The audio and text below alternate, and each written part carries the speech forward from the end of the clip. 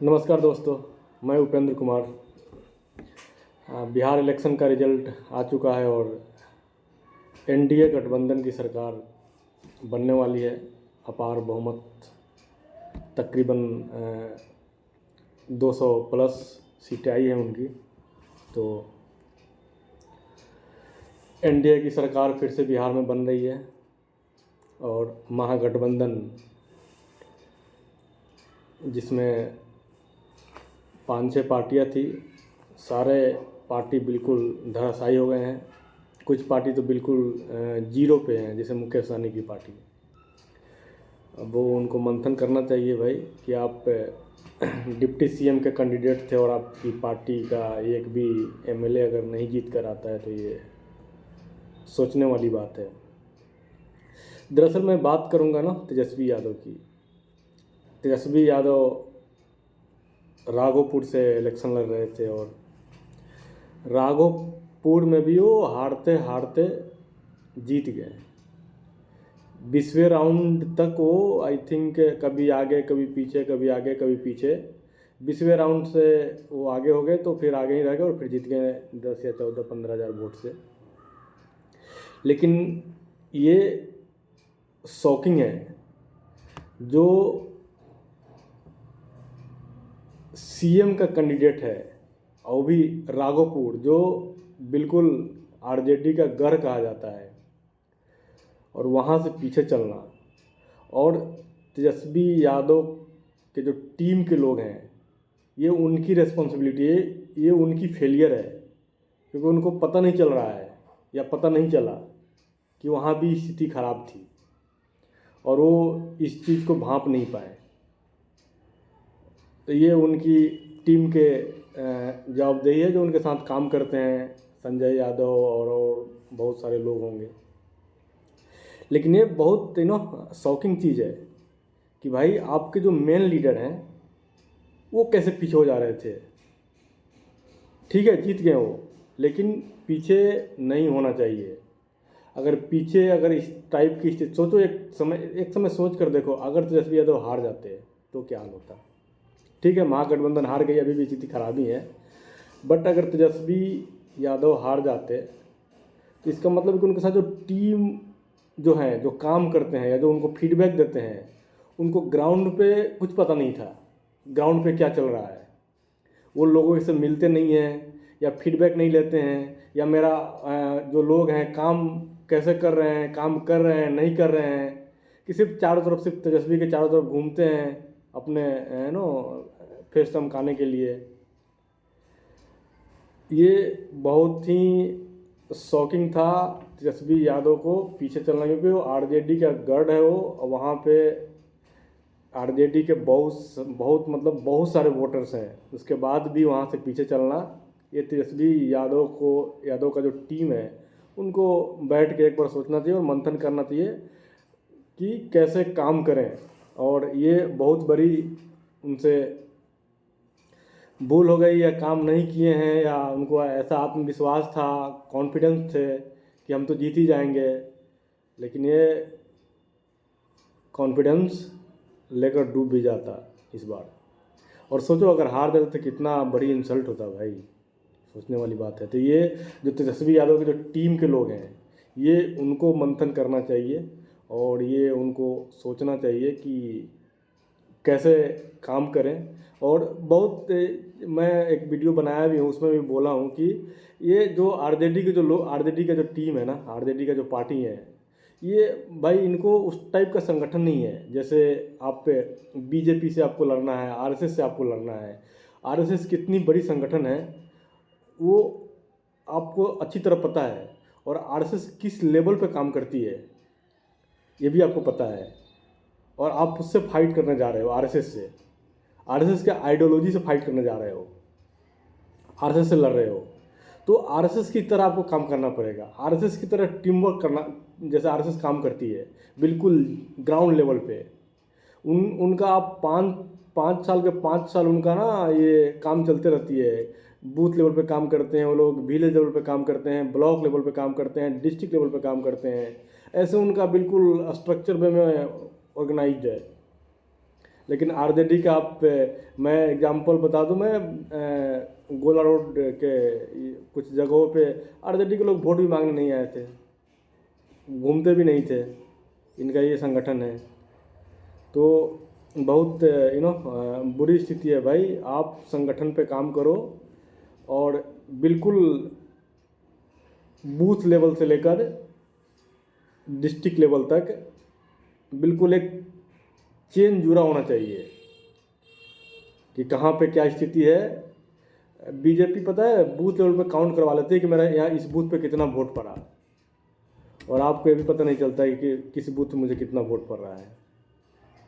तो आपको अगर बीजेपी और आरएसएस जैसे पार्टियों से लड़नी है तो बिल्कुल माइक्रो लेवल पे काम करने की ज़रूरत है आरजेडी को, बिल्कुल माइक्रो। आरएसएस कांग्रेस के आप छोड़ दो भाई, कांग्रेस का कोई संगठन नहीं है, कोई बेस वोट नहीं है, वो इसी तरह है।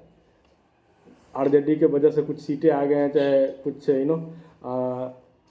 मुस्लिम भाई बहन वोट दे दिए तो जीत गए। बट आरजेडी के खासकर जो बिहार में एक बहुत बड़ी पार्टी है और उनका एक अलग विचारधारा है जो आरएसएस के विचारधारा से लड़ती है, तो आपको बिल्कुल बूथ लेवल पे, विलेज लेवल पे, छोटे छोटे बस्तियों में या बस्ती लेवल पे आपको समझाना होगा अपनी विचारधारा को, अपने आइडियोलॉजी को, और बिल्कुल आरएसएस के बारे में बताना होगा आरएसएस क्या सोच है, क्या थिंकिंग है, किस लेवल पे वो काम करती है। और ये इनकी जो टीम है पता नहीं क्या है भाई, आरजेडी के वेबसाइट बना हुआ है, आप उस साइट पे जाओ, ओपन ही नहीं होता है। आप एक सिंपल एग्जांपल, आप जन स्वराज पार्टी के साइट पे जाओ, आपको साइट भी ओपन होगी, कितने लोग रजिस्टर किए वो भी ओपन होगा। आप रजिस्टर करोगे, उधर से कॉल आती है कि मेरे पार्टी के साथ जुड़ो, चाहिए जो भी अपना उनको जो बोलना आता है बोलते हैं। लेकिन आरजेडी में ऐसा कुछ नहीं है। आरजेडी में लगता है कि भाई मेरा एक वही संगठन है, किस टाइप का संगठन है पता नहीं क्या होता है। आरजेडी को बहुत बिल्कुल माइक्रो लेवल पे काम करने की ज़रूरत है। अगर आपको 2029 और 2030 में अगर इलेक्शन लड़नी है तो आप अपने नेताओं को बोल दो कि पटना में ना आया करो भाई, अपने क्षेत्र में रहा करो और एक संगठन बनाओ। खासकर जैसे अखिलेश यादव ने पीडीए पे काम किया, आपको भी पीडीए पे काम करना चाहिए। और ख़ासकर जो ईबीसी हैं, ये एससी के लोग हैं, दलित हैं, अदर बैकवर्ड कास्ट हैं, उनके गाँवों में, उनके बस्तियों में, उनके ब्लॉक में आपको संगठन बनाने की ज़रूरत है, वहाँ के लोगों को जोड़ने की ज़रूरत है। अगर आपको आरएसएस जैसे संगठनों से अगर लड़नी है और उनको पराजित करनी है तो आपको बहुत माइक्रो लेवल पे, और ये जो आपके जो टीममेट है भाई, जो टीम जो वर्क काम करते हैं, उनको क्या करते हैं क्या नहीं करते हैं वो तो आप लोग को अच्छी तरह पता होगा।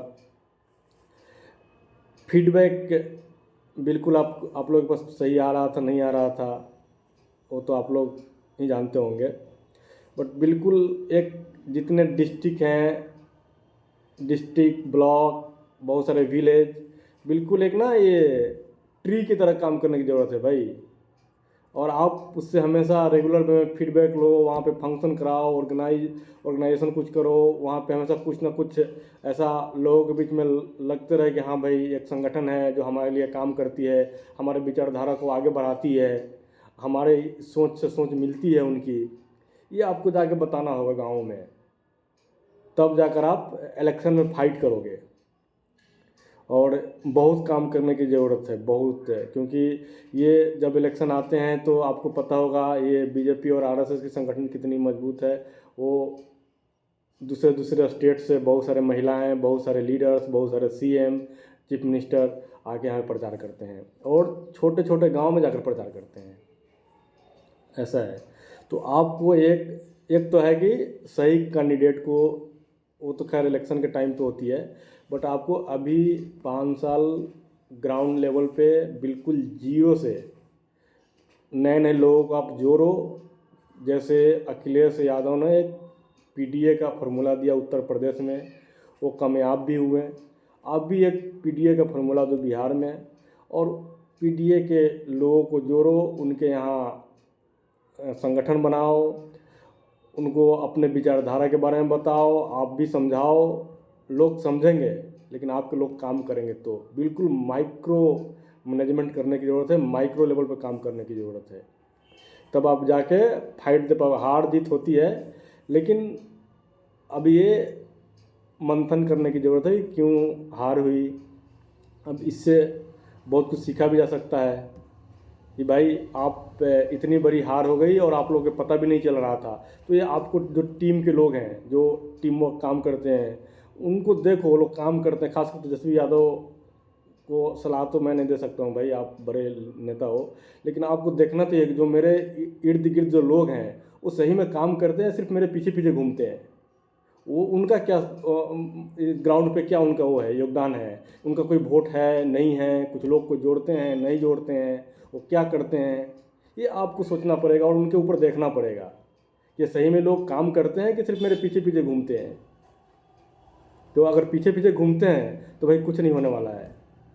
आपको टीम बदलने की ज़रूरत है, नए नए लोगों को टीम में जगह बनाओ, जगह दो, डिस्ट्रिक्ट लेवल पे बिल्कुल एक टीम बनाओ हर डिस्ट्रिक्ट में, और उनको बोलो कि भाई तुम ब्लॉक लेवल बनाओ और ऐसे काम करो बिल्कुल एक टीम की तरह, और सारे बिल्कुल एक चेन की तरह जुड़ के रहो। और हमेशा 6 मंथ 1 ईयर हर जगह कहीं ना कुछ प्रोग्राम हो, कुछ फंक्शन हो, उसमें नई नई चीज़ें, मतलब है ना कि काम करते रहो, बताते रहो लोगों को जोड़ते रहो। ऐसे काम करना पड़ेगा। आरएसएस का आपको पता है शाखा चलती है, रोज़ लोग शाखा में आते हैं, काम करते हैं, फिर नए लोगों को जोड़ते हैं। तो बिल्कुल एक स्ट्रक्चर में आपका भी संगठन बनाना पड़ेगा। ये बिल्कुल ये ना है कि आए और 2 महीना में माहौल बना के और इतने ये कर देंगे वो कर देंगे, ऐसे नहीं होगा भाई, लोग को जोड़ना पड़ेगा। ठीक है, इस बार नीतीश कुमार का ये लास्ट इलेक्शन भी था और 10,000 उनका काम कर गया। खासकर जितने भी महिलाएं थी, मैक्सिमम वोट एनडीए की तरफ गया है। बट ठीक है, इस बार हार हुआ, मंथन करने की ज़रूरत है और फिर उससे कुछ सीखने की ज़रूरत है, और नए नए लोगों को आपको जोड़ना पड़ेगा अगर इलेक्शन जीतना है तो। तब जाकर भाई इलेक्शन में फाइट कर पाओगे। ग्राउंड पे बिल्कुल आपको पता नहीं लोग बता रहे थे कि नहीं बता रहे थे, लेकिन ग्राउंड पे ऐसा बिल्कुल मुझे नहीं दिखा कि महागठबंधन की सरकार बनने वाली है। हाँ, ये था कि भाई टक्कर में हो लेकिन सरकार नहीं बना पाओगे, ऐसा था। लेकिन आप तो टक्कर में भी नहीं थे, हकीकत ये है। और ये सबसे बड़ी सोचने वाली बात है कि आपको ये चीज़ पता भी नहीं था, क्योंकि आपके लोग ग्राउंड पे क्या फीडबैक दे रहे थे। बहुत सारे सर्वे करवाते हैं, आप सर्वे का उसमें क्या फीडबैक आ रही थी। तो हम तो कहेंगे भाई कि बिल्कुल आपको माइक्रो लेवल पे काम करने की ज़रूरत है, और आप हर जगह सोशल मीडिया पे, ठीक है सोशल मीडिया पे भी काम करना है, सोशल मीडिया पे हमें सराहना है, क्योंकि सोशल मीडिया भी एक बहुत बड़ा प्लेटफॉर्म है जो लोगों को गाइड करता है कि अपना जो भी आपको चीज़ें बोलनी है वहाँ भी बोल सकते हैं। लेकिन बेसिकली जो कुछ लोग हैं, मैं ये हकीकत है, जैसे ईबीसी में या जो दलित के लोग हैं, वहाँ पे आपको डोर टू डोर कनेक्ट होना पड़ेगा, लोगों से मिलना पड़ेगा, लोगों को अपने बारे में बताना पड़ेगा, लोगों को अपने बारे में अपने से जोड़ना पड़ेगा। फिर तब जाकर इस टाइप का एक संगठन बनाओ, फिर उसके बाद आप काम करो।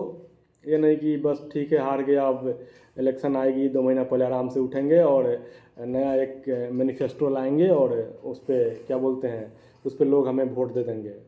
ऐसा नहीं होता है भाई, ऐसा वोट नहीं देंगे लोग। आपको जीरो लेवल पे काम करना पड़ेगा। आप सोचो ना कितने जगह लोग, मतलब ये क्या बोलते हैं, हार गए आरजेडी के लोग।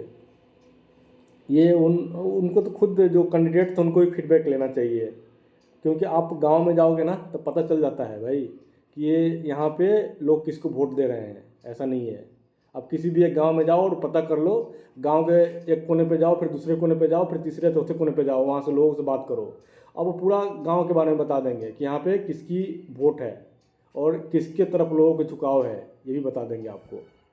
अगर आपके कैंडिडेट या आपके जो कार्यकर्ता हैं और आपके जो टीम में काम करने वाले लोग हैं अब इतना भी इनपुट लेकर नहीं आ रहे हैं, तो भाई ऐसी टीम को बदल दो आप। अगर इन फ्यूचर आपको बिहार का चीफ मिनिस्टर बनना है या बिहार में बड़े लेवल पे पॉलिटिक्स करनी है, तो आपको ऐसे टीम को हटाना पड़ेगा। और टीम में आप लोगों को जोड़ो, वो किसी भी आप गांव में चले जाओ ना, वो लोग बता देते हैं, पता चल जाता है यहाँ पर किसकी वोट है, किसके तरफ लोग मतलब ज़्यादा झुके हुए हैं। तो ये फीडबैक अगर आपके पास नहीं आ रही थी, इसका मतलब कि आपका जो टीम के लोग थे, जो आपके संगठन के लोग थे, सही से काम नहीं कर रहे थे। और बहुत लोग ऐसा होते हैं ना कि इलेक्शन के टाइम पे उठ जाते हैं, सिर्फ सोचते हैं कि टिकट ले लें जीत जाएंगे। तो इस पर भी आपको ध्यान देना पड़ेगा। आप कुछ 1-2 साल पहले आप डिसाइड कर लो कि हमको किसे लड़ाना है, और उसको बोलो कि आप भाई जाके काम करो वहाँ पे, और वहाँ से उससे फीडबैक लो क्या स्थिति है। तो ऐसे अगर आप बिल्कुल माइक्रो मैनेजमेंट लेवल पर अगर काम करोगे, संगठन बनाओगे, बिल्कुल एक स्ट्रक्चर वे में, बिल्कुल चेन की तरह जुड़ा होना चाहिए, नीचे से लेकर ऊपर तक, बूथ लेवल से लेके बिल्कुल तेजस्वी यादव तक। अगर तेजस्वी यादव पूछते हैं तो बूथ लेवल का तुरंत फीडबैक आना चाहिए, भाई वहाँ पे क्या स्थिति है, उस विलेज में क्या स्थिति है। ये नहीं कि हम पूछ के बता रहे हैं, ऐसा नहीं। जो उनसे ऊपर वाले उनको पता होना चाहिए कि वहाँ पे क्या स्थिति, वहाँ पे क्या माहौल है, किसकी तरफ ज़्यादा झुकाव है, क्यों है भाई। तो ये चीज़ आपको काम करना पड़ेगा, बिल्कुल बूथ लेवल से लेके तेजस्वी यादव तक बिल्कुल चेन होना चाहिए। जो तेजस्वी के जो नीचे के लोग हैं उनको बहुत काम करने की ज़रूरत है, और बाकी तो उससे नीचे जो सब काम तो सबको करने की ज़रूरत है, बट बिल्कुल एक ना कि हाँ भाई एक टीम की तरह काम करो, और कुछ भी फीडबैक तुरंत मिलना चाहिए। अगर फीडबैक गलत आ रहा है तो उस पर फिर काम करो, लोग ऐसा क्यों सोच रहे हैं, हमारे बारे में क्यों नहीं सोच रहे हैं, उनको जाके समझाओ, बताओ, अपने बारे में बताओ, अपनी मैनिफेस्टो समझाओ कि भाई हम आएंगे तो ये करेंगे, वो करेंगे, आपके लिए फ़ायदेमंद होगा।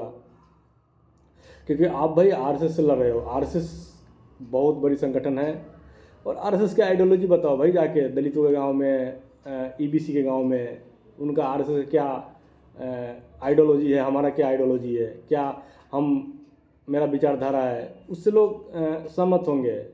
उनका विचारधारा आपसे मिलता जुलता है तो फिर आपको सपोर्ट करेंगे।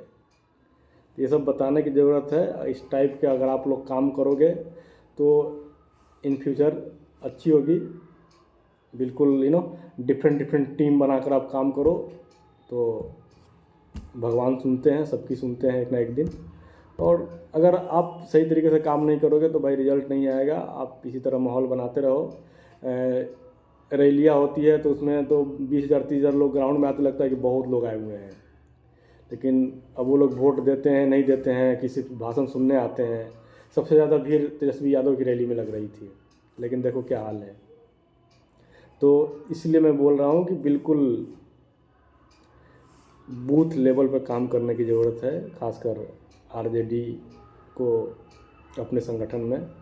और जो काम नहीं करते हैं उसको भाई टीम से हटाओ, सिंपल सी बात है। ये कोई वो नहीं चल रहा है कि आराम से आ गए, बड़ी पार्टी है, जुड़ गए, अपना फेस चमका लिए, कुछ बन गए, कुछ बनने के लिए। भाई काम करो, ग्राउंड पे काम करो, तभी कुछ होने वाला है। और आप किसी से बात करोगे तो पता चल जाता है कि कौन बंदा काम करने वाला है। और उनसे पूछते रहो भाई कि तुम कितने लोगों को जोड़ रहे हो, क्या कर रहे हो। उनसे फीडबैक लो, उनके नीचे वाले से फीडबैक लो कि इसका क्या परफॉर्मेंस है। अगर इस लेवल पे उनको वर्क दो भाई उसको, कि तुम्हें इतने लोगों को जोड़ना है, इतने गाँव में जाना है, वहाँ पे कितने लोग जुड़ रहे हैं, उनका नंबर लाओ, उनसे क्या बातें हुई बताओ हमको, वो लोग क्या सोच रहे हैं। इस टाइप के अगर आप करोगे तो ज़रूर सफलताएं मिलेगी, लेकिन बहुत काम करने की ज़रूरत है। और ये स्पष्ट है कि आपकी संगठन बहुत कमज़ोर है, कहीं कुछ दिखता नहीं है। बस वही है कि कुछ लोग हैं अपना चल रहा है, पहले बना हुआ है, जिनके पास पैसे हैं, नेता बन गए, तो ऐसा ही है, ऐसा ही चलता रहेगा। बाकी आप अगर काम करोगे तो आप बिल्कुल सफल होगे, लेकिन आपको कंटिन्यू 5 साल काम करना पड़ेगा ग्राउंड पे। तो धन्यवाद। ये वीडियो कैसा लगा आप लोग बताएं।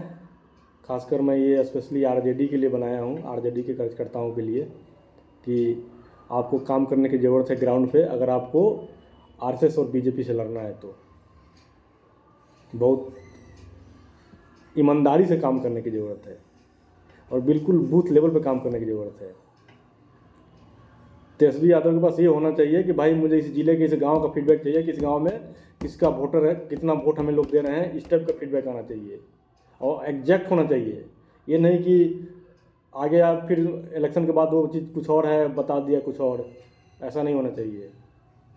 ऐसी होनी चाहिए, ब्लॉक का, गांव का, वार्ड का फीडबैक चाहिए भाई। फीडबैक के तुरंत हमको दो, वहाँ पे क्या स्थिति है, इस टाइप का काम होना चाहिए। तब जाकर आप इलेक्शन में फाइट कर पाओगे आरएसएस से। और ये जो बीजेपी की संगठन है, नो डाउट बहुत बड़ी संगठन है, उनका अलग अपना विचारधारा है।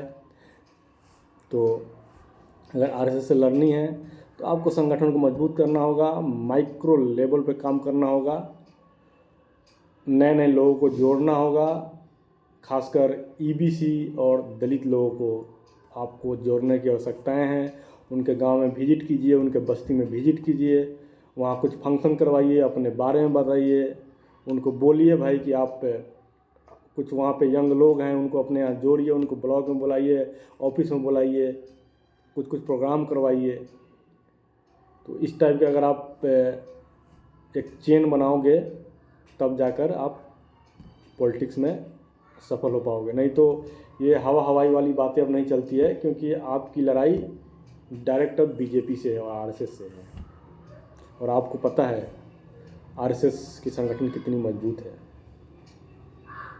तो आज के लिए इतना ही।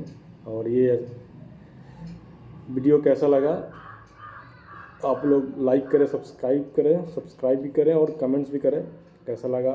स्पेशली ये आरजेडी के कार्यकर्ताओं के लिए था video. Thank you so much.